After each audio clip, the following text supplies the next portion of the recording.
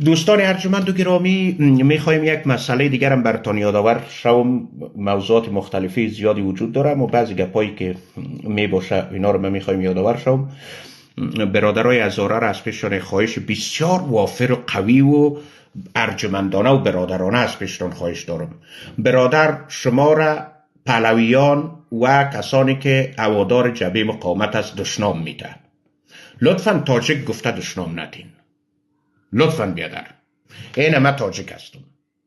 ما به مثابه یک از تاجیکات در کل برنامه ها لایوایتان رفتم، حتی در لایو قماندان صاحب قلندر بابا رفتم، گفتم بیادرای گل، دوستای ارجمند و گرامی، گفتم که یک خواهش دارم بیادرها، هزاره های ارجمند، برادران عزیزم، برادران ارجمندم، تو را تنها پنشیری دشنام میده. ما تاجیک دیگه تو دو نزن. ما تاجیک تو دیگه دشنام ندی. ما تاجیک در کنارت هستم. به اندازه نستوی نادری در هیچ لایوی در مورد طاهر زهیر کس گپ نزده.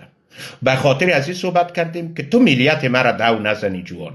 تاجیک نگو، بگو از طرف یک تعداد هواداران جبهه مقاومت یا مردم فلانه ولایت. اینی را بگو که ما خفه نشیم. تو برادر گل بدبختی 4 تا مقاومتی رو به نام تاجیک بسته میکنی. تو 2 تا پنشیری که بیادر هزاره گفته دعوت میزنه تاجیک میگیش. من تاجیک برات یادآور میشم که زمانی که برادر گل ای آدم که در قدرت بود خود تاجیک نبود. حالا بیادر گل تاجیک شده، در این شب روز باز از ما تاجیک هم کرده، خودش کاسه داختر ازار شده. بیادر مستقیما هوادار جبهه‌ای که است، جبهه شدوده، ولایت شدوده، ما تاجیک چیزی نگو و خدا چیزی نگو. به قرآن که با صداقتی که تاجیک در قبال مقاومت سلحشور مردی جوانمرد ارجمندمان آقای قهرمان ملی طاهر زهیر داره باز خراب میشه.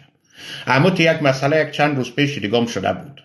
من مجبور شدم که از دستی که تاجیک گفته یک تعداد از برادرای هزاره من دو زد، ما آمدم سرچپه شدم، ما هر چی که از دلم آمد گفتم. بسیار دوستای عزیز هزاریم از من خفه شدن. اما از تو جوان مرد عزیز، از تو بچه سربلند، از تو نسل کاتب هزاره یک خواهش دارم. من وقتی که مخاطبم هزاره است بسیار دلم جمع است که من بسیار به یک شیوه درست حرف میزنم و طرف گیرای بسیار قدرتمندی است. جوان، تو را دشنام یک جبه میده. تو را دشنام یک جبه میده، هوادار یک جبه تو را دشنام میده. این هر شب میبینی امونایی که در کنفرانس ها و در جاهایی که قطعمی آدمی که میگفت دو ماه بعد بسته افغانستان تبدیل به احمد مسعود میشه، همون مردم ها را میبینیم در تیک تاک از بیکاری آمدن شیشتن گپ هم میزنن. 60 نفرم یک جای هستن، از 200 نفرم بالا سایلش نمیکنن. اونو نفر تو را دو میزنن. من نمیزنم. من دوست دارم هزاره.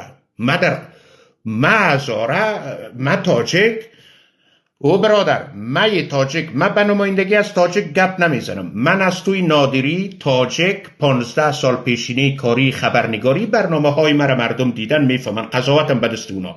هنوز خود خبرنگار نمیگم. یک کتاب نوشتیم به زبان پشتو هم ترجمه شده، مردم زیاد خواندیش. نمیگم کتاب خوب است یا خراب، خود مردم باز قضاوت بکنن.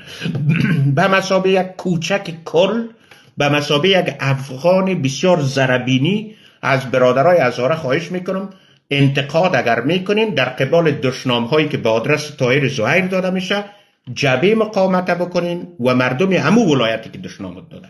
از پشت هر پروفایل عکسی هر آدمی که می نمایانه همو صاحب عکس دشنام بدی. از پشت هر پروفایلی که پسوند و پیشوند هر ولایتی است به آدرس همو ولایت گپ بزن، به آدرس همو جبهه گپ بزن، به آدرس کل تاجیک گپ نزن. به خاطر چی؟ که برای خودت خوب نیست. من منیس یک تاجیک باز از پیش تاخته میگیرم و دیگرها هم از پیش تاخته میگیرن. یک ولسوالی و یک منطقه که هست همون رو دودی لالا. ما تاجیکا با شما بسیار مناسب، بسیار یک مناسبات خوبی